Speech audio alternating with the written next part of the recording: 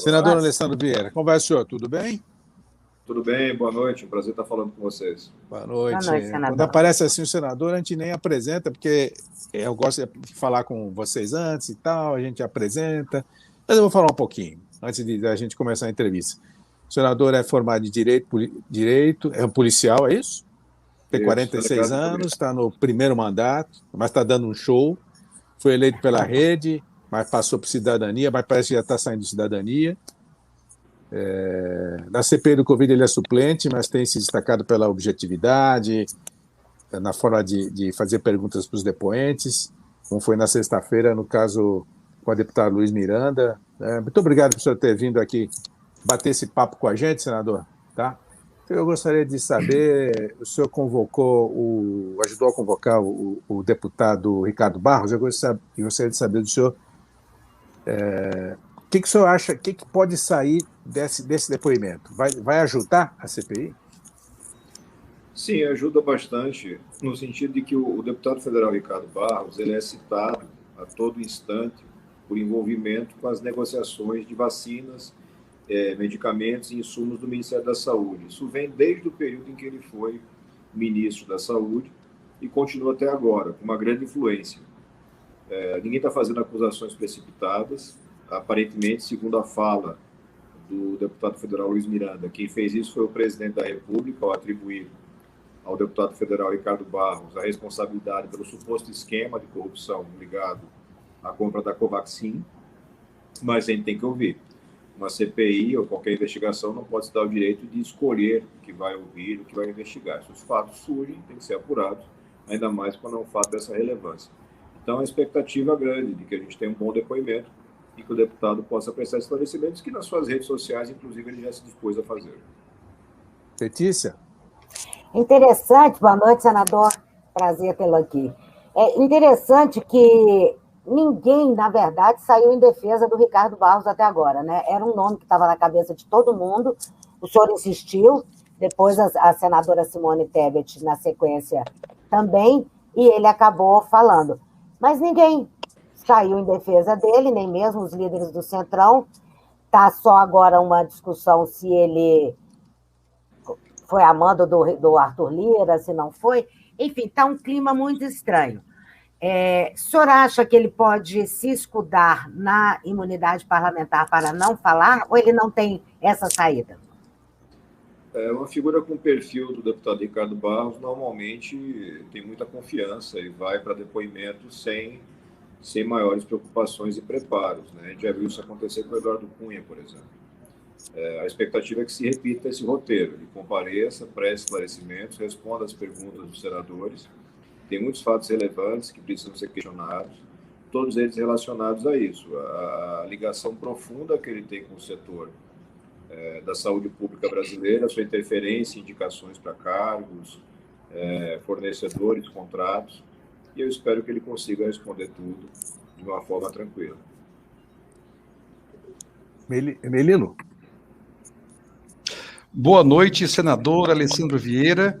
Primeiro, agradecer a sua presença, depois pedir que o senhor não faça perguntas para a gente, porque a gente, ao contrário lá do Luiz Miranda, entrega fácil. A gente, na primeira resposta, já entrega tudo para o senhor.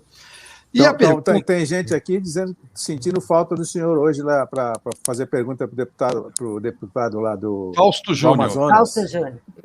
Fausto Júnior. Mas, senador, diante dos grandes temas e desse segundo tempo, vamos usar essa analogia do futebol que a CPI entrou, quais são os elementos que já estão dentro da sua percepção? Imagino que o senhor já tem consolidado algumas percepções em relação a esses fatos que vêm se construindo. Ricardo Barros, Luiz Miranda, Jair Bolsonaro, vacinas. O senhor acha que é confusão ou é corrupção? A gente vem, Merilo, esclarecendo apresentando respostas a perguntas em sequência, pelo menos foi o que eu sugeri desde o início aos colegas.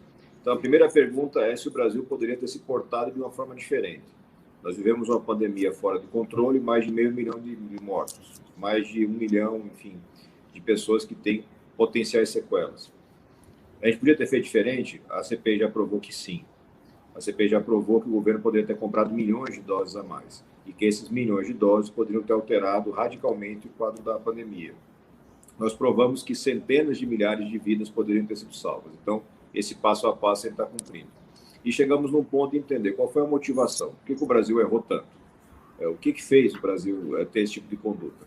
E tem duas linhas muito claras que provavelmente vão ser não excludentes, elas vão se somar. Você tem um gabinete paralelo de aconselhamento que não é técnico, que não é sequer racional e que adota uma linha pseudocientífica que não tem base em estudo nenhum do mundo, e isso está comprovado. E agora a gente abre uma frente para apurar um eventual interesse financeiro de pessoas que integram o governo ou que orbitam com o governo, ali em torno do governo. É uma linha que preocupa, porque é mais um crime que aparenta ter indícios de altíssima gravidade, está falando de vidas que as pessoas deixaram escorrer pelos dedos enquanto estavam preocupados em ganhar alguma vantagem financeira, aparentemente, pelo que a gente vê hoje. A gente tem agora a notícia da suspensão do contrato da Covaxin por sugestão da CGU, uma sugestão bastante oportuna, uma vez que o governo não tomou providência nenhuma, naquilo que aparenta ser um caso de, no mínimo, prevaricação por parte do presidente da República. E tudo isso é muito grave. O que eu tenho conversado com os colegas, por conta da experiência de investigação, são quase 20 anos como delegado, é que não adianta querer colocar o carro na frente dos bois e nem adianta criar uma super expectativa. Uma CPI não tem os mesmos mecanismos de uma investigação comum. Então, é muito difícil eu chegar numa CPI à comprovação de um pagamento de propina, por exemplo. Porque a não ser que a gente esteja lidando com bandidos mais baixo nível intelectual, isso passa por 3, 4 camadas de lavagem de dinheiro. Você tem laranja, você tem um atravessador, você tem um monte de coisa que a CPI dificilmente vai chegar. Mas indícios muito fortes chegam, e o mais importante, a constatação de que o Brasil cometeu erros e nenhum desses erros se mostra justificado. Senador, vocês encaminharam ao Supremo, e o Supremo já encaminhou à Procuradoria-Geral aquela denúncia de prevaricação do presidente da República. O senhor acredita que isso vai dar em alguma coisa? Foi uma iniciativa isolada do senador Randolfo Rodrigues, senador Cajuru e senador Fabiano Contarato, se não estiver enganado. Não foi uma iniciativa da CPI, não foi votado. Eu, particularmente, acho um pouco precipitado, não porque faltem indícios, mas porque isso poderia ser feito no relatório final. Eu acho que tentar simplificar os procedimentos ajuda quando você tem tanta coisa complexa para lidar, mas foi uma escolha legítima e os colegas apresentaram isso ao Supremo, já foi encaminhado para o PGR, que é o autor da ação penal. Como a gente sabe que o Augusto Aras está muito longe de ser um procurador da República que mereça o nome Procurador-Geral da República, é uma figura que se porta como um assessor do governo, que ele não deveria ser, a expectativa é muito baixa, no sentido de ele dar encaminhamento para isso. Mas a gente vai fazer a nossa parte e garantir o melhor resultado possível. Senador, ele, inclusive, o Augusto Aras, só para acrescentar, acabou de falar no lançamento do anuário jurídico daquele site Consultor Jurídico, que não cabe a ele fazer isso em caso de prevaricação. Ele não vai fazer, ele já disse. Acabou de dizer. Questão de meia hora. Acho que os adjetivos que eu utilizei estão mais que justificados. Sim. É verdade. Fábio Lino, sua pergunta. Senador, eu sou um assíduo telespectador da CPI. E o senhor anunciou que iria entrar no Conselho de Ética contra alguns colegas do senhor em que praticava fake news e diretamente ao senador Carlos Reis. Eu queria saber, senhor, como que está essa situação? Vai dar alguma coisa esse processo? Entrou? Não entrou? Eu queria saber como está essa situação. A gente apresentou a representação no Conselho de Ética em face do senador Reis. É uma pessoa com a qual eu tenho um bom relacionamento pessoal, mas que, do ponto de vista do parlamentar, na minha visão, passa do limite. Ele não está falando de opinião pessoal, opinião individual, ele está falando de fatos. E o senador Reis insiste em apresentar documentos que não correspondem à realidade, a citar estudos que não existem. E isso desinforme. Você permitir que o Senado, uma CPI da pandemia, sirva de plataforma para desinformação é um abuso. Mas, infelizmente, o Conselho de Ética do Senado, como é meio que uma regra dos parlamentos, é quase uma peça decorativa. Nós temos vários casos lá acumulados, esse tende a ser mais um caso, Infelizmente, os colegas, em muitos momentos, não compreendem que, quando colocam embaixo do tapete qualquer fato referente a parlamentares, eles não estão exercendo o espírito de corpo, eles estão trabalhando contra a própria instituição, demolindo a credibilidade que o legislativo precisa ter na democracia. Muita gente reclama dos atos antidemocráticos, das manifestações de pessoas do povo e do próprio presidente da República contra a democracia, mas cada instituição tem sua parcela de culpa, quando não faz seu dever de casa, e vai minando a credibilidade. Aí fica campo fértil para os populistas que sempre surgem de tempos em tempos. Melino? Eu tenho uma pergunta, senador Alessandro Vieira, no outro campo. Nós temos acompanhado todo o debate acerca do orçamento paralelo, que é mais um elemento nesta captura do orçamento público por interesses privados travestidos de interesses políticos. E eu sei que o senhor fez um grande esforço para procurar no Supremo essa questão por meio do seu partido, e o seu partido recuou. Eu tenho duas questões sobre isso. Primeiro, como é que anda esse assunto a partir da construção que o senhor e outros senadores fizeram, ou seja, isso vai continuar? E se o senhor confirma a sua indisposição com o Partido Cidadania por conta dessa questão. Inclusive, a imprensa noticiou que o senhor pensava em procurar outro espaço partidário. A cidadania reconheceu o seu erro nesse momento. A gente teve uma reunião interna bastante esclarecedora. Eu já tinha alertado que a conduta jurídica de tentar desistir da ação era inútil. E, de fato, foi o que aconteceu. A ministra Rosa Weber rejeitou a desistência. Então, o partido acabou sinalizando uma coisa muito negativa para a sociedade, sem nenhum efeito jurídico. Mas a direção do partido entendeu o erro e eu fiquei responsável por apresentar uma nova forma de governança do partido, para evitar que alguém tome decisões isoladas e acabe errando mais facilmente. Nesse sentido, eu continuo com cidadania, a gente está, enfim, discutindo essa modernização do partido, porque me pareceu legítima a vontade de toda a cúpula partidária, dos parlamentares, de mudar um pouco a forma de atuação. Eu defendo o máximo de transparência possível para o orçamento público. O Brasil é um país onde não falta dinheiro, mas a alocação de recursos públicos é absurdamente equivocada. E uma parte grande desse equívoco cabe nessa parte da falta de transparência.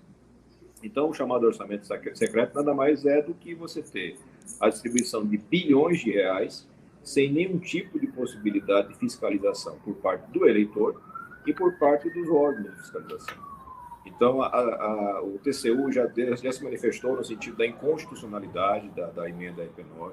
Eu tenho absoluta certeza que o Supremo vai acabar modificando essa situação e é mais uma manifestação daquilo que eu falei, talvez, há poucos instantes. Alguns parlamentares não compreendem que a sua conduta, que pode gerar um resultado eleitoral no primeiro momento, que todo mundo quer poder levar recurso para fazer uma obra no seu estado, para dar mais remédio para a população, isso é legítimo. Mas quando você faz isso por esses mecanismos, você vai destruindo a credibilidade e depois vai chorar pelo leite derramado. Quando você faz qualquer pesquisa e identifica que a credibilidade legislativa é na casa dos 10% a 15%. Quer dizer, de cada 100 brasileiros, 10 ou 15 só que acreditam na seriedade legislativa. Nenhuma democracia sobrevive assim. Então, trazer de volta o orçamento para o patamar de credibilidade, de transparência, de fiscalização é essencial. E, pelo menos da minha parte, a gente vai exercitar essa luta em todas as searas possíveis. A CPI que a gente estava falando nesse instante, ela existe por conta do mandato de segurança que a gente entrou no Supremo. Porque, politicamente, o presidente Rodrigo Pacheco, apesar do conhecimento jurídico que ele tem, se recusava a fazer a leitura. Como se recusou hoje a fazer a leitura da prorrogação. Nós apresentamos o pedido de prorrogação, tem as assinaturas suficientes, a legislação é cristalina, ela diz que a prorrogação é automática se você tem as assinaturas suficientes. O que faz o presidente Rodrigo Pacheco? Diz, não vou ler, só vou ler em agosto. A gente espera que não seja agosto de Deus, e a gente espera que não seja necessário novamente entrar no Supremo para ele passar novamente a vergonha de ter uma decisão do judiciário de uma coisa que é óbvia, simples, do legislativo. Foi bom o senhor falar que continua no cidadania, porque teve gente aqui perguntando se o senhor ficaria ou não com cidadania. A Letícia quer fazer outra pergunta para o senhor. Senador, o senhor estava falando sobre essa questão de transparência, e o senhor tem uma experiência também diferente no exercício do mandato, que é o gabinete compartilhado. com os deputados Tabata Amaral e Felipe Rigoni. Isso está funcionando na prática? Funciona muito bem, Letícia. Economiza recursos, porque a gente divide pessoal, e acelera o processo de negociação de projetos.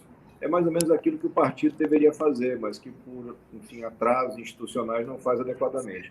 Então, toda semana, a gente tem uma equipe técnica que vai fazer estudos da pauta, vai definir projetos que nós apresentamos em conjunto, e tem vários projetos interessantes que tramitam por iniciativa dos parlamentares nas duas casas, e a gente acelera etapas. Então, por exemplo, a gente estava agora, no meio da tarde, discutindo a reforma administrativa, que ainda está na Câmara dos Deputados. Mas como é que acelera a etapa? Quando ela chega aqui, a gente já está em melhores condições para o debate. A gente economiza tempo e economiza recursos. É um mecanismo que acho que veio para ficar e que vem sendo bastante observado pelos colegas, né? O que atrasa esse tipo de mudança é a vinculação, infelizmente, uma espécie de aparelhamento dos cargos. Todo parlamentar tem recursos disponíveis mais do que suficientes para fazer um trabalho de excelência. Você tem dinheiro suficiente para contratar uma quantidade enorme de assessores, se você quiser. E, infelizmente, a maioria emprega muita gente de baixa qualidade e o desempenho acaba não sendo o melhor possível. Tanto eu quanto o Tabata e Felipe, nas respectivas casas legislativas, estamos entre os 5% ou 10% mais produtivos, do ponto de vista de relatorias, projetos, emendas. E isso é fruto da qualidade da equipe. Ninguém faz nada sozinho. Eu acho que a gente vai tentando trazer essa nova visão. Funciona muito bem para a gente. Que bacana. Tem outros senadores seguindo o seu exemplo, ou o senhor é o único aí? Tem colegas que começaram a tratar sobre isso. Me recordo uma discussão entre os senadores do Podemos, Eduardo Girão e Stilson, mas eu não sei se eles avançaram nisso. Como você está saindo da caixinha, a caixinha tradicional é você trazer todo mundo que estava na campanha, aquele que vai funcionar para a próxima campanha, atender um aliado político, e a gente não fez isso, a gente fez processo seletivo nacional, a gente teve mais de 17 mil inscritos para ocupar essas vagas, e são nomes que são motivo de muito orgulho, porque rapidamente viraram referência na casa, pela qualificação, e é o único caminho. Mas aí o senhor está falando do senhor, da Tabata e do Felipe, é isso? Isso mesmo, a gente tem um processo seletivo para esses cargos comissionados, que não precisariam de seleção nenhuma, são de livre nomeação. Sim. Pelilo, tem mais? Opa, você ainda quer? Vamos lá, Letícia. Eu tenho mais uma. O Cidadania e esses outros partidos com quem o senhor tem discutido, eles estão em busca da chamada terceira via ou de uma candidatura do Centro Democrático, cada hora tem um nome. Como é que o senhor está avaliando esse processo e o senhor acha que teremos chance? Eu tenho dedicado uma parte expressiva do meu tempo a essa construção de uma terceira via. Ela me parece indispensável. Eu não me sinto representado nem por um retorno do Lula, nem pela continuidade do Bolsonaro. Eu sempre faço questão de ter muita transparência. Eu votei em Jair Bolsonaro no segundo turno. Votei no primeiro turno na Marina. No segundo turno, rejeitando o projeto do PT, votei no Bolsonaro. Me arrependo profundamente do voto. O Bolsonaro mostrou uma incapacidade além do que era previsível para mim. Porque, além dos problemas ideológicos, de excessos, você tem um problema de profunda incompetência. É um governo incapaz. É um governo que não tem projeto na educação, na saúde. A gerência, né? É muito ruim, é muito ruim. E assim, a destruição que eles estão fazendo na área da educação pública, por exemplo, ela vai custar gerações para ser reposta. E isso é um mal que nada perdoa. O caos da saúde pública. Se você pergunta hoje para o ministro da Saúde qual é a política pública que você desenvolveu para combater a pandemia, ele não responde, porque não existe.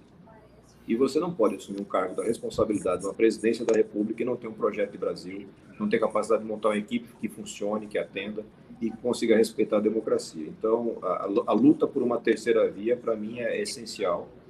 Ela tem que ser feita com respeito, dentro dos limites democráticos, porque se no final das contas os brasileiros escolherem Lula e Bolsonaro, a gente vai ter que escolher entre eles, não vai ter passagem para todo mundo para a França para se esconder, como teve gente que fez na eleição passada, não dá.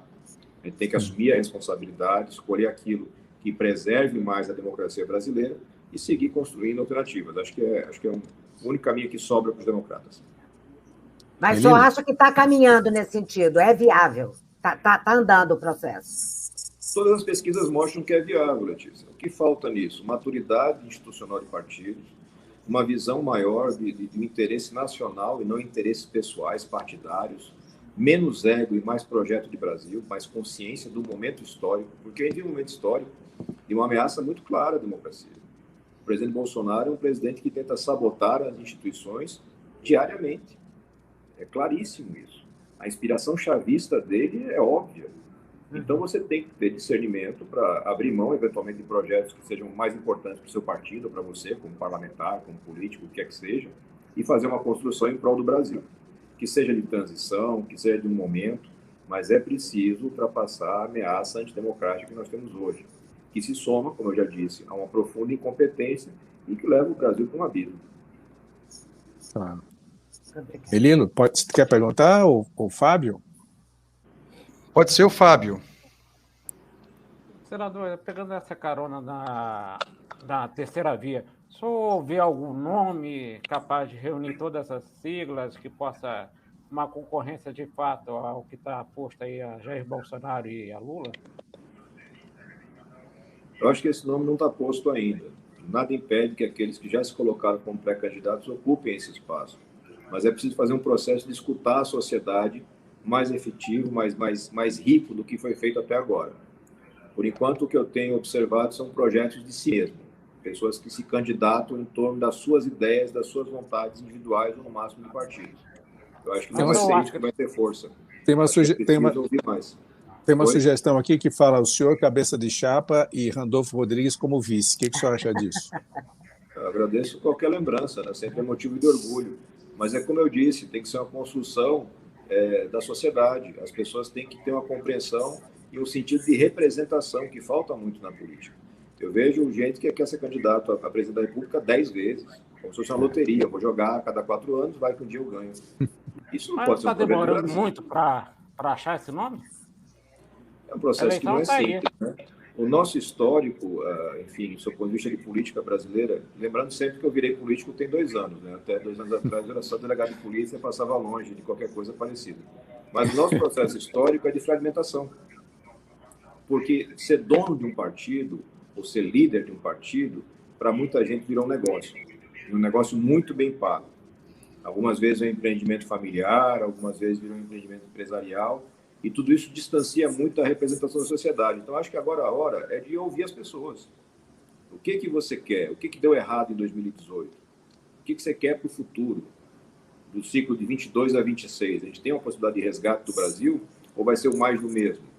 Porque o grande problema hoje, na minha visão, respeitando qualquer outra opinião diferente, é que nós temos um sistema político viciado em dinheiro. Nós temos eleições caríssimas, nós temos sistemas partidários que se transformaram quase que em quadrilhas para drenar recursos públicos, e as pessoas não conseguem ter a visão completa disso. Não se trata de demonizar a política. A política é o único mecanismo que você tem para resolver problemas de uma democracia, numa sociedade moderna. Mas se eu não tenho transparência para as pessoas entenderem o jogo, então agora a gente está falando de Covaxin. Covaxin não é um esquema de uma pessoa. É um esquema de um grupo que ocupa um partido que fez isso desde o Sarney, no mínimo. São as mesmas figurinhas históricas, elas vão se repetindo, né? Muda o ano e são os mesmos caras, os mesmos esquemas, e nada acontece, e a credibilidade vai caindo e o sentimento de ser representado desaparece. Então, esse resgate da democracia vai dar trabalho para todos nós, mas ele é indispensável. Acho que ninguém em sã consciência aceitaria viver numa sociedade que não seja democrática. Senador, muito obrigado pela sua presença aqui, por ter aceitado o nosso convite. Nós agradecemos a sua participação. E quando o senhor quiser voltar, nós estamos à sua disposição. Sucesso aí na CPI. Um abraço, saúde para todos, foi um prazer. Um abraço, senador. Obrigada. Certo. Vamos lá.